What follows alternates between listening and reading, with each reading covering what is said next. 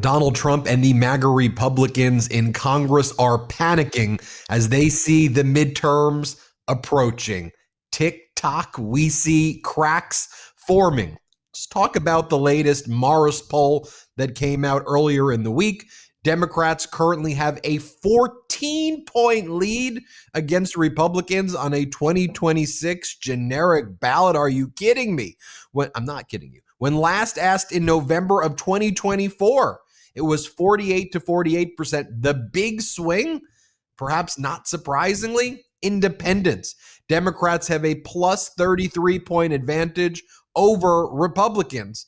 Now, Fox is trying to cope with this, but they even had to admit, according to the latest Reuters poll, Trump's approval is at an all-time low. Although even on Fox, they try to inflate it by 1 point. They're like, his approval is now 39%. And there's like a graphic that says 38%. But even they know how deeply unpopular he is. Here, play this clip. A new Reuters poll shows President Trump's approval rating falling to its lowest level.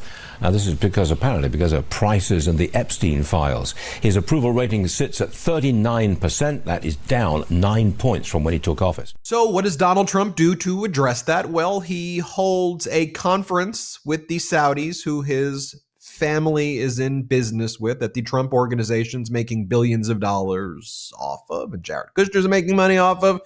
And Donald Trump's message, his message to the American people, that all the rich billionaires from Saudi Arabia and the Middle East and other oligarchs in the room, including Elon Musk, who's now back in the picture, you live off deductions. You guys love the deductions that I give you, right? I give you the best deductions. Here, play this clip. They don't know. This room, they live on deductions. Me too. How much of a deduction do I get? We all live on it. Middle-income people, they don't know about that. They don't really have deductions. We're giving them a deduction on the interest if they buy a nice Tesla car and they borrow the money. You're so lucky I'm with you, Elon. And then Elon's back. That's how you do it. We love deductions. I mean, I'm sure we buy your Tesla.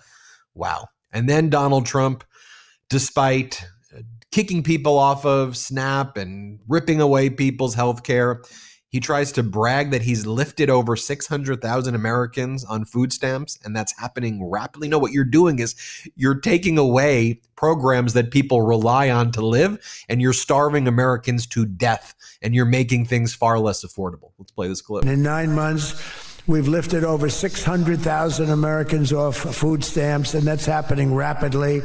You know, when we had the problem 2 weeks ago on the SNAP, and they talked about all of this, the numbers. So talked about blah, blah. And that's where basically his speech is some variation of blah and fawning over the Saudi crown prince. To make sense of this, let's bring in the chair of the DCCC, the Democratic Congressional Campaign Committee, which is responsible for these big midterms coming up and regaining control in the House of Representatives. We got Chair Suzan DelBene. Chair DelBene, Congresswoman DelBene, it's great to see you again.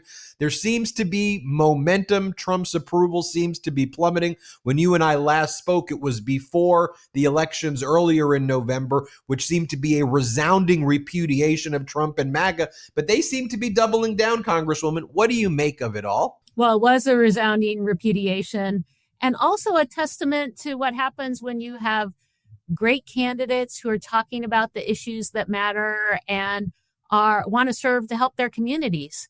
People want folks who are going to fight for them. And we had great folks all across the country who were focused on the issues that matter to the American people. Folks are rejecting Republicans and the Trump agenda. It has been damaging. It has raised costs for families across the country. Food, housing, healthcare, childcare, energy costs, all going up. And Trump and Republicans promised to lower costs on day one. It's a big broken promise, and they don't even care. They're not even talking about it. Here we are. Finally, the House is open again, and we're not doing any legislation to help lower costs for families. It's not a priority for them, but we're going to continue to hold them accountable because the American people want folks who are going to work for them. You know, we also saw Democrats fight back surgically against the Trump effort to rig the midterms through the gerrymandering tactics that he used. Perhaps not the best idea for his DOJ to write a letter to Governor Abbott saying, we must racially gerrymander Texas. Even the Trump-appointed judge says, you realize that your letter uses the word racially gerrymander, which is quite literally the cause of action to block this type of gerrymandering. But Democrats have been fighting back and been saying, look, we're not just going to unilaterally disarm. And so lots of people are saying that, when all is said and done, it may be about even. And that didn't just happen by chance. It happened because I think there was a fight and people are recognizing there needs to be checks and balances in this government. Well, and we are going to continue to fight back. What happened in Texas was absolutely Trump demanding 5 more seats and Republicans in Texas saying, yes, sir. The people of Texas hate this across the board. And yet the people of Texas didn't get to have a say. The people of California did. They spoke out loudly with Proposition 50. They're going to stand up to fight against Republicans' attempt to rig the system across the country. That was a big win for representation, not just for California, but for folks across the country. Republicans have not given up. They're still pushing hard on Missouri, Indiana, North Carolina, looking at Florida, other Indiana, just going on and on to try to rig the system because they can't win when they don't have the American people on their side. They're not standing up for the issues that matter. They don't seem interested in doing the work and prioritizing the challenges that are facing the American people. They are just blindly loyal to Donald Trump, and their focus right now is on rigging the system. That's the only way they can stay in power. So we're going to continue to use every tool we have to fight back. One of the things that I think people like to see is that the deed trip and Democrats are getting aggressive in areas where in the past, Democrats kind of conceded. I mean, you even talk about this special election happening in Tennessee, 7th Congressional District in early December, which was Congressmember Green, Mark Green's seat. And you have Afton Bain running as the Democratic candidate against the MAGA Republican candidate, Matt Van Epps. We see resources being, even focused on that special election. It's a lot of animated people because you've seen shifts, 10, 15 point over performances over and over again. And so, you can look at other seats across the country. Also, we're seeing Virginia seats now, according to the Cook Political Report, in play, New Jersey seats in play, Georgia. Seats that didn't even seem attainable just a year ago when I was sitting at the Thanksgiving table. It seems the map seems to be more favorable, and this could be a big pickup. So what needs to be done now to make the case, to bring it home in the midterms? The main thing that we do is recruit great candidates. And remember, we're running in very different districts all across the country, from Kentucky and Tennessee to Michigan and Pennsylvania, Arizona, Iowa, Nebraska. Recruit candidates who are authentic, independent-minded members of their community who want to go to Washington, D.C. to fight for their communities. These are the purple districts across the country. When we have great candidates focused on the issues that matter, we win. And that's been true over and over again. As you said, Democrats have been running 13 points ahead since November of 2024. People are rejecting the Trump and Republican agenda.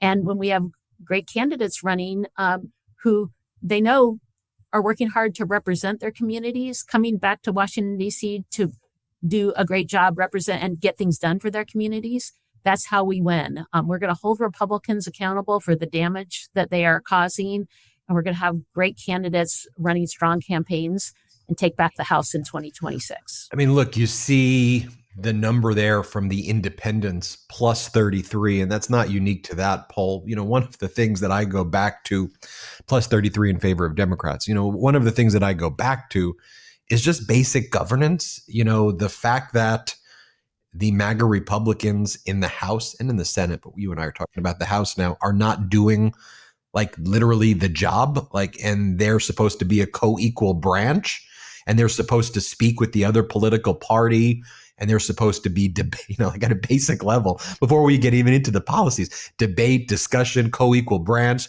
checks and balances, sovereignty, like these issues they're not doing. And I just think, at some level too, the people are just like, hey, can we get back to like fifth grade government, like what it was supposed to be? And then we could talk about policies, but there seems to be just that in the air. And of course, I don't want to undermine the cruelty, the ripping away of our healthcare, the ICE Gestapo on the streets, disappearing people, the trade war against the world, the devastating economy. But I think too, independents are like, what the hell is this? There are no moderate Republicans left in the Republican Party. They are just a rubber stamp for Donald Trump. I mean, the House, they shut down the House for over 50 days.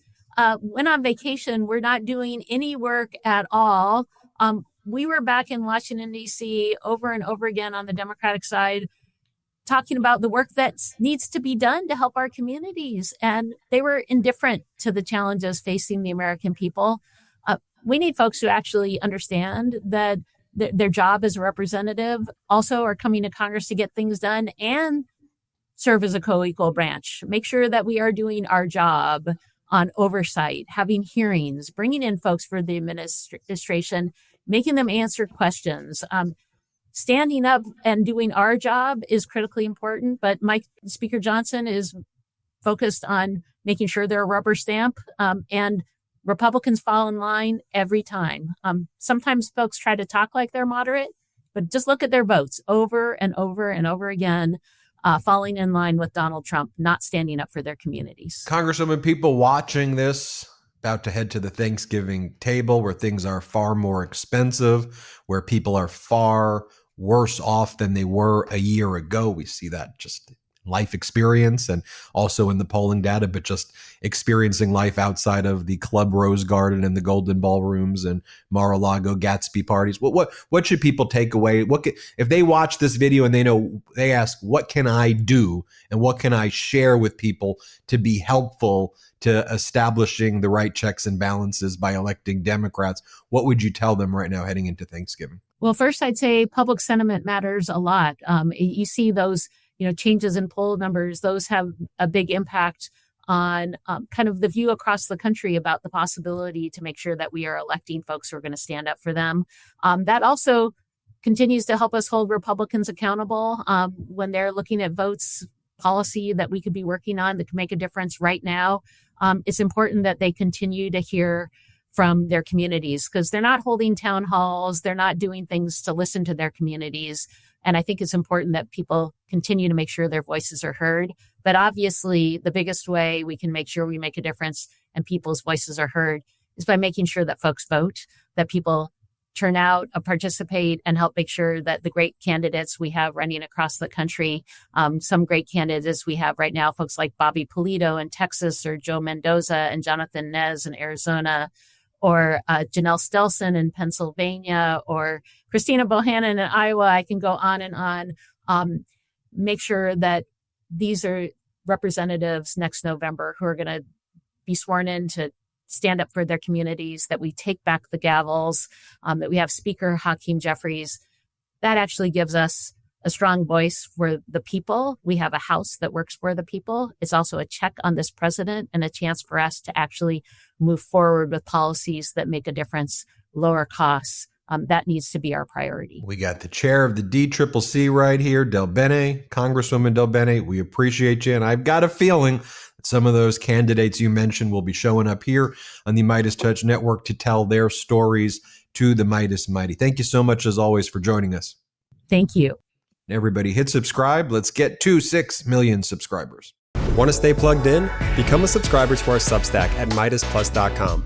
You'll get daily recaps from Ron Filipkowski, ad-free episodes of our podcast, and more exclusive content only available at MeidasPlus.com.